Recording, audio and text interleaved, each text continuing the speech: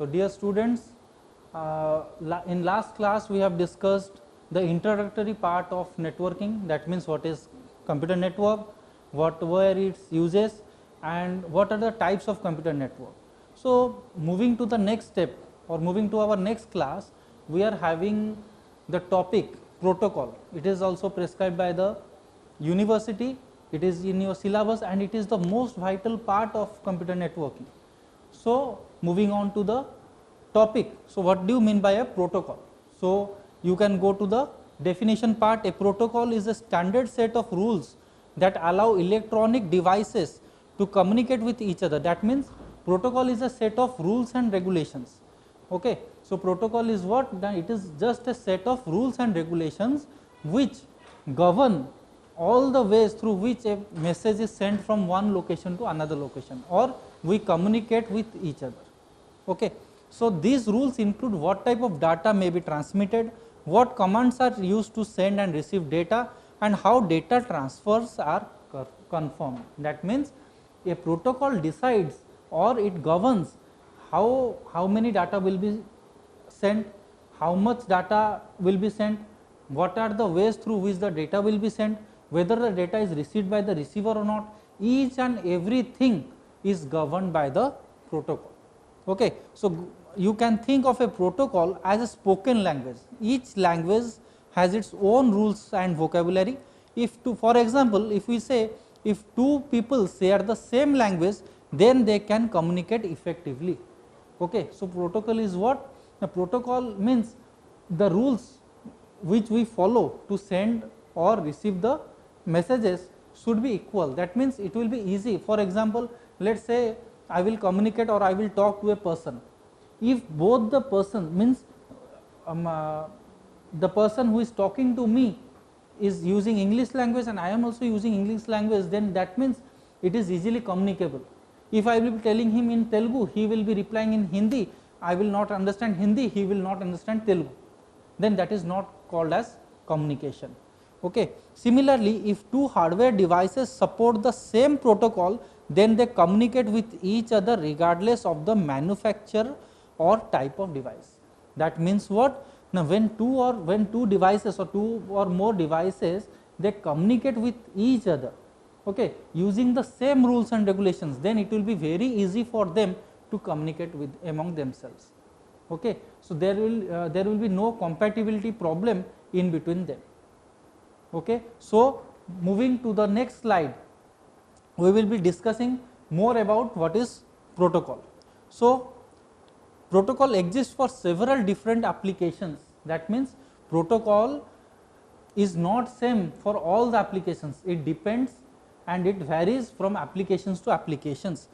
For example, for wired networking we use different protocol, for wireless applications we use different protocols. So actually protocol vary from applications to applications. That means if you are using wired applications, then the protocol will be different. For wireless applications it will be different. That means if I am using wired broadband internet, then the protocol will be different, the rules and regulations will be different. And if I am using any Wi-Fi or Bluetooth connection, that means wireless connection, then the protocol for wireless devices will be different. Okay. It has been included in the slide. For wired networking, wireless networking and internet communication, it will be different. The internet protocol suite, which is used for transmitting data over the internet, contains dozens of protocols. I have already told you that the protocol changes from applications to application. In different applications we use different type of protocols. So in internet we use a lot of protocols. There are enormous numbers of protocols which we are using in the internet. Okay. These protocols may be broken up into 4 categories. That means the protocol is divided into 4 categories. The first category is link layer, the second one is internet layer, the third one is transport layer, and the fourth one is application layer. So these are the 4 categories of protocol which actually govern all the things that are to be sent from one location to another location within a network. So in next slide we will be discussing what are the functions of these layers. So, link layer protocol establishes communication between devices at a hardware level. In order to transmit data from one device to another, each device's hardware must support the same link layer protocol. That means, the link layer, the work of link layer is what? Now, it creates a link between the hardwares. That means, suppose I want to send one photo from my phone to my friend's phone. So, in that case, you have to switch on your Bluetooth. My friend phone should have the Bluetooth device. He should also switch on his Bluetooth. After switching on, then you know that there is a option of pairing the devices. So, we need to pair both the devices. After pairing up only, we can send the messages, or the message will be sent from my phone to their phone effectively. So, who creates this layer? Who creates it? It is created by the link layer. So, link layer is responsible for linking the hardware devices. Next is your internet layer. So, internet layer protocols are used to initiate data transfer and route them over the internet. So, what is the work of internet layer? So, it is used to initiate the data. That means, the what file or what data we want to transfer, it collects it and it routes them to over the internet. That means, suppose I want to share one of my photo in WhatsApp or Facebook. So, WhatsApp has different criteria, different rules and regulations, Facebook has different rules and regulations. So, internet layer will work accordingly. That means, internet layer will work differently for WhatsApp, internet layer will work differently for Facebook. So, it is up to Facebook or it is up to WhatsApp that what rules and regulations they allow to send or receive a file. Next, transport layer protocols define how packets are sent, received and confirmed. So, what do you mean by packets? Here is a term called as packets. So, we will be discussing what is packet in briefly about all the things related to packets in our next slides, but till now I will just tell you what is packet. So, whatever we are sending in internet, they all the files combine or break up into small packets, and these packets are sent through internet. So, you must have seen suppose you are sending a file or a photo in WhatsApp, you must have seen it is writing that 1%, 2%, 3% uploading, then the upload comes to 100%. So, what do you mean by that? So, here my whole data or my whole picture gets converted into small packets, and these packets are getting uploaded to the server. So, the 1%, 2% is what it denotes that how much packets has been uploaded or how much packets has been downloaded. So, whatever we are sending in internet, it comes in the form of packets. So, transport layer is responsible for packet sending, receiving the packets and confirming the packets. Confirm means, suppose I am sending a message in WhatsApp, you must be knowing that if it will be single tick, that means it is sent but not received. If it is double tick, then it is sent and it is received by the receiver, and if it is double blue tick, that means it is received and it has been read by the user. So, that the status of my message is the word over here, confirm. That means, transport layer confirms whether the message has been read or it has not been read, or it has been delivered or not been delivered. Last layer is your application layer. So, application layer protocol contains commands for specific applications. That means, application layer is the layer which is very close to the user. That means, when we are using, suppose I am using WhatsApp, just now I told you, suppose I am using WhatsApp, I am sending a message or I am sent a photo, I have sent a photo. So, you can see that there is a single tick, there is a double tick, there is a double blue tick. Okay. So, user communicate with the application layer to know the status of the message. Suppose for I will say another example, suppose I am moving in a bike. So, what is the speed of the bike? How will I know that? By looking at the speedometer. That means, there is a meter or there is an application which tells me or which messages me that this is the speed of the bike. I am not telling anyone to stand in front of me so that I will hit him and he will tell, sir, you are moving with 60 km per hour. This, it is not possible. So wherever, when I am getting the exact reading through the speedometer, exactly here. Suppose one of my friends sent a message through WhatsApp, that does not mean it will come in the Facebook also. No, Facebook is another application and WhatsApp is another application. So if my friend is sending in WhatsApp and I will open Facebook and look at it, look at the photo or search for the photo, I will not get it. Okay. So application layer varies from user to user, from different messages to messages. So dear students, we have already discussed what are protocols and what are the uses of protocols. So categories of protocols. So after talking about protocols or after discussing about protocols, next we will be moving to our topic, that is network standards.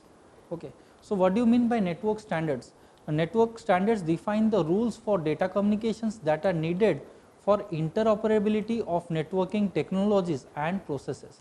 That means what? Protocol, as we have discussed, protocols are the rules or regulations that govern the messages sent or received by the user.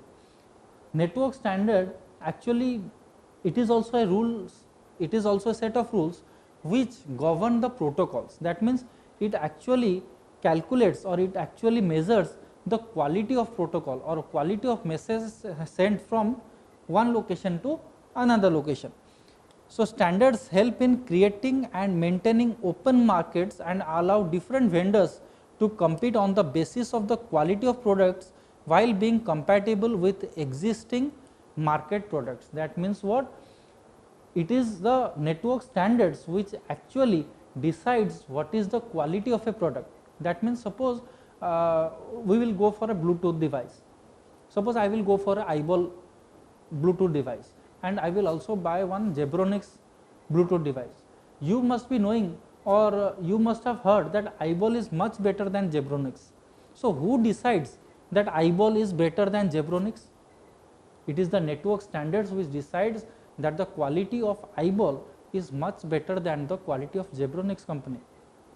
Okay. So network standards decide the quality, it brings the quality, how much, what is the quality of a product, what is the quality of a message, what is the quality of the protocol, all these things are decided by the network standards. So during data communication, a number of standards may be used simultaneously at different layers. That means during the data communication, we use a number of standards that are used for different layers. So there are different layers which are used in data communication. So first one is your application layer, second one is your transport layer, third one is your network layer, fourth one is your data link layer, and the last one is your physical layer. So as per the layers which we have discussed, you can clearly see that many of the protocols are associated with different layers. For application layer there is a lot of protocols, for transport layer there are a lot of protocols, for network layer there are a lot of protocols, for data link layer there are some other protocols, and for physical layer there are different protocols. That means in each layer there are different protocols which are associated with the layers. So the working of the protocols depend on the layer, in which layer it lies. Okay. So moving on to our next slide, which describes more about network standards.